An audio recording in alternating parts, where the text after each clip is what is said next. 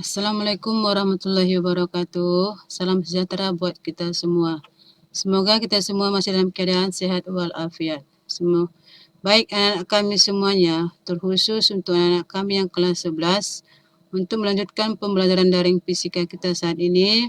Di sini Ibu masih tetap mengingatkan anak kami agar terus aktif untuk mengikutinya. Baik anak kami semuanya, pada tutorial kita kali ini, kita akan membahas tentang materi getaran. Mana getaran adalah suatu peristiwa gerak bolak-balik secara teratur suatu benda melalui satu titik seimbang. Karena terjadi dengan teratur, getaran sering juga disebut dengan gerak periodik. Kuat atau lemahnya pergerakan benda tersebut dipengaruhi oleh jumlah energi yang diberikan. Semakin besar energi yang diberikan, maka semakin kuat pula getaran yang terjadi. Satu getaran sama dengan satu kali gerakan bolak-balik penuh dari benda tersebut. Contoh sederhana getaran yaitu terdapat pada gerakan pegas yang diberikan beban, misalnya pemanfaatan pegas untuk menjadi ayunan anak-anak. Berikut jenis-jenis getaran. Secara umum dikenal dua macam jenis getaran berdasarkan proses terjadinya getaran, yaitu yang pertama getaran bebas. Getaran bebas adalah getaran yang terjadi ketika sistem mekanis dimulai dengan adanya gaya awal yang bekerja pada sistem itu sendiri, lalu dibiarkan bergetar secara bebas. Getaran bebas akan menghasilkan frekuensi yang natural karena sifat dinamika dari distribusi massa dan kekuatan yang membuat getaran. Contohnya, bandul yang ditarik, kemudian dilepaskan dan dibiarkan menghasilkan getaran sampai pergerakan bandul tersebut berhenti. Yang kedua, getaran paksa. Getaran paksa adalah suatu getaran yang terjadi ketika gerakan bolak-balik karena adanya gaya luar yang secara paksa menciptakan getaran pada sistem. Contohnya yaitu getaran rumah yang roboh ketika ada gempa. Berikut beberapa contoh getaran yang kita jumpai dalam kehidupan sehari-hari. Yang pertama, getaran pada senar gitar yang dipetik. Yang kedua, getaran bandul jam dinding yang sedang bergoyang. Tiga, getaran ayunan anak-anak yang sedang dimainkan. Keempat, getaran mistar plastik yang dijepit pada salah satu ujungnya, lalu ujung lain diberi simpangan dengan cara menariknya, kemudian dilepaskan tarikannya. Yang kelima, getaran pegas yang diberi beban. Berikut ini tentang getaran pada bandul sederhana. Kita lihat pada gambar di bawah, inilah merupakan contoh getaran pada bandul sederhana. Berdasarkan pada bandul tersebut, satu kali getaran ialah satu kali pergerakan bandul dari titik A, yaitu ini ya, dari titik A kemudian menuju B, baru ke C, kemudian kembali lagi ke B dan kembali lagi ke A. Nah, jadi satu kali getaran juga bisa dihitung titik mulainya dengan titik B atau titik C. Kalau tadi kita buat satu getaran, kita mulai dari titik A, berarti dia akan kembali nantinya ke titik A. Jadi kita akan dengan satu kali getaran.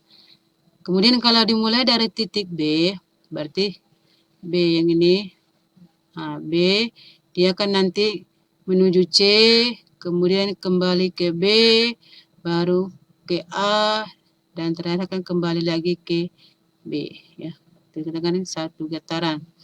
Demikian juga kalau kita mulai dari titik C, yaitu dari C ini, baru nanti getarkan, dia akan mengarah ke B, ke A, kemudian kembali ke B, dan kembali juga ke titik C. Berikut getaran pada pegas. Pada gambar berikut ini adalah merupakan salah satu contoh getaran pada pegas yang diberikan beban, di mana satu kali getaran pada pegas tersebut, jika dimulai dari titik B, maka dia akan, kita lihat dari gambar ini B, ya. Kita mulai dari B, maka dia akan menuju ke A, kemudian ke C, baru nanti ke A lagi, baru nanti dia kembali ke B. Itu dikatakan dia satu kali getaran. Itu kalau kita mulai dari titik B. Kemudian kalau kita mulai dari titik A, berarti ini titik A ya. Titik A, kita getarkan, berarti dia ke B, kemudian ke A, baru C, baru kembali lagi ke A. Demikian juga kalau dari C ya. Berikut amplitudo. Amplitudo adalah simpangan terjauh dari titik keseimbangan. Di mana amplitudo bisa juga diartikan sebagai jarak paling jauh dari titik keseimbangan saat terjadinya getaran. Dari gambar tadi dapat kita perhatikan bahwa pada bandul dan pegas sederhana di atas bisa kita simpulkan bahwa pada gambar nomor 1, ya, pada gambar nomor 1 yaitu pada gambar bandul, titik keseimbangannya adalah titik B dan amplitudonya adalah BA dan BC. Karena semakin lama gerakan bandul akan semakin kecil, sehingga titik getaran pertamalah yang merupakan amplitudo dari bandul tersebut. Kemudian yang kedua, pada gambar pegas, titik keseimbangannya merupakan titik A dan amplitudonya adalah AB dan AC. Karena semakin lama gerakan pegas juga akan semakin melemah. Jadi getaran pertamalah yang merupakan amplitudo dari pegas tersebut. Berikut besaran-besaran yang ada pada getaran. Yang pertama yaitu frekuensi. Di mana frekuensi getaran adalah banyaknya jumlah getaran yang terjadi dalam 1 detik. Dan satuan frekuensi dalam sistem internasional adalah Hertz, yang kita simbolkan dengan Hz. Kemudian dalam ilmu fisika, frekuensi itu disimbolkan dengan huruf F, di mana rumusnya F sama dengan N per T. Di mana F adalah merupakan frekuensi dengan satuan Hertz, disimbolkan dengan Hz. Kemudian N adalah jumlah getaran, satuan kali. Kemudian T adalah waktu, satuan sekon, disimbolkan dengan S. Yang kedua adalah periode, di mana periode adalah waktu yang diperlukan untuk melakukan satu kali getaran. Di mana satuan periode dalam sistem internasional adalah sekon. Dan dalam ilmu fisika, periode itu disimbolkan dengan huruf T besar. Ya. Huruf T besar dengan rumusan T sama dengan T kecil per N. Mana T besar adalah merupakan periode dengan satuan sekon dengan simbol S. T kecil adalah waktu, satuannya juga sekon dengan simbol S.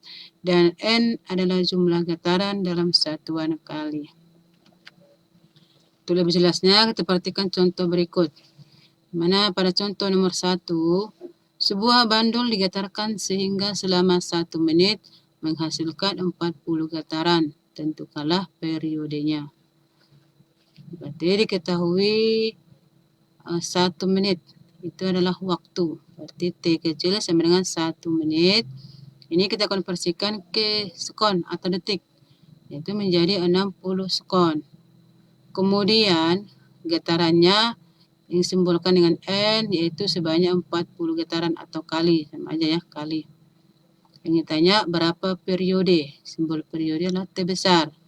Dan rumusan yang ada bahwa T besar sama dengan T kecil per N. Atau tadi harga T kecil adalah 60 dan N adalah 40. Berarti 60 per 40 maka hasilnya adalah 1,5 sekon. Jadi bandul tersebut memiliki harga periode 1,5 sekon. Kemudian contoh yang kedua, pada selang waktu 2 sekon terjadi gerakan bolak-balik sebanyak 10 kali. Tentukanlah frekuensi dan periodenya. Untuk penyelesaiannya di sini dalam 2 sekon terjadi 10 getaran.